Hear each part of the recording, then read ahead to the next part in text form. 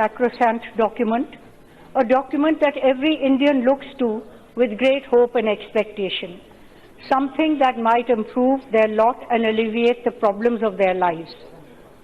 So therefore, my comments as a member of this House's principal opposition party may not be treated as partisan, but as a small part of a large collective responsibility that we all share. We must discuss ways and means to steer ourselves out of the present predicament. Last time India was in this predicament, that was a serious economic crisis, the balance of payments crisis in 1990-91. Dr. Manmohan Singh, as finance minister, guided the country out of this economic crisis and in the process imparted a new direction and orientation to our economy. Our problems are not unknown to the people seated here. Low economic growth, increasing unemployment, falling exports, rising farm distress, all amidst the great expectations of our people who gave a decisive mandate to this government only last year. The budget is based as always on certain presumptions. Presumptions of 10% nominal growth, presumptions of 12% growth in revenue. These presumptions certainly look a little optimistic given the current tepid economic scenario. Madam Chairperson, let me speak broadly about some issues that are pertinent to the state I represent, Punjab. Firstly, there is little denying the fact that distress in rural areas is growing. The concessions earlier in this financial year that were given to businesses have naturally aroused similar aspirations from the rural sector. However, that special stimulus for the rural economy is missing. And it's really surprising that allocation for Manregs for the next year has been reduced below the revised estimates of the current year at a time where there is general talk of need to boost rural economy. I hope the Finance Minister will take note.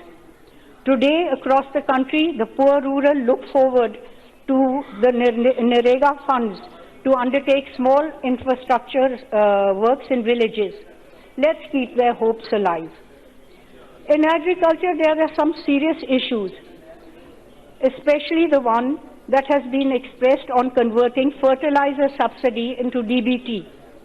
These steps must be taken with due caution and after factoring both the intended and unintended consequences, lest our farmers are put to undue harassment.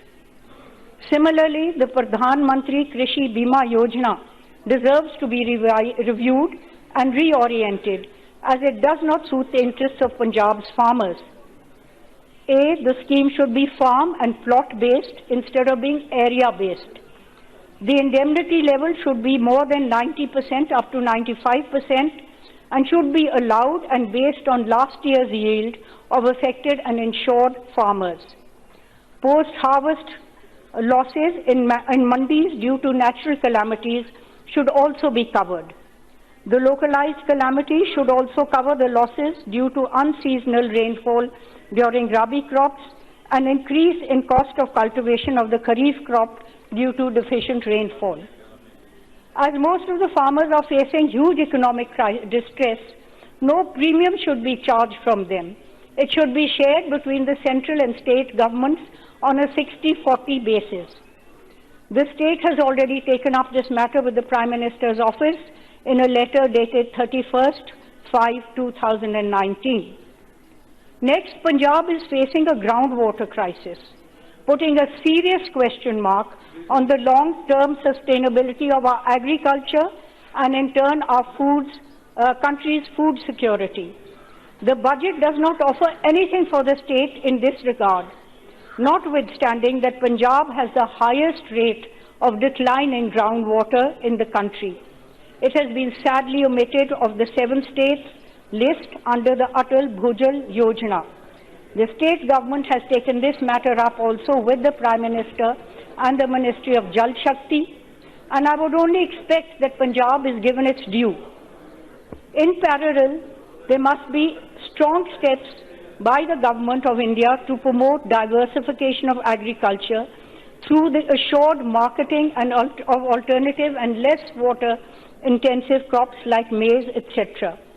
We were hoping that an announcement to this effect would be made in this budget, but it seems to have missed the attention of the government. Let us not delay anymore before it is too late. I would also like to highlight one aspect that needs the collective attention of the House. The Commission on Agricultural Costs and Prices has unfortunately given some recommendations of ending MSP-based open-end procurement of paddy and wheat, largely on account of inefficiencies in food management. Madam Chairperson, this will be the final nail in the coffin of our already beleaguered farmers. I strongly urge the government to put aside any such plan in case it truly believes in the welfare of the farmers. At the end, let me say that India's growth story, with dreams of becoming a superpower that we dare to flirt with, is now at the crossroads. The optimistic talk 10 years ago that we would become a developed economy in 2 to 3 decades has today been replaced by cautious pragmatism of economists who warn of the real danger of India falling into the middle income trap. In the background of this pessimism, we must renew our pledge. In the words of Pandit Jawaharlal Nehru, our tryst with destiny should be fulfilled. And I think that the words spoken by Franklin Roosevelt in his speech during the Great Depression should also be instructive in this case, saying the only thing we have to fear is fear itself.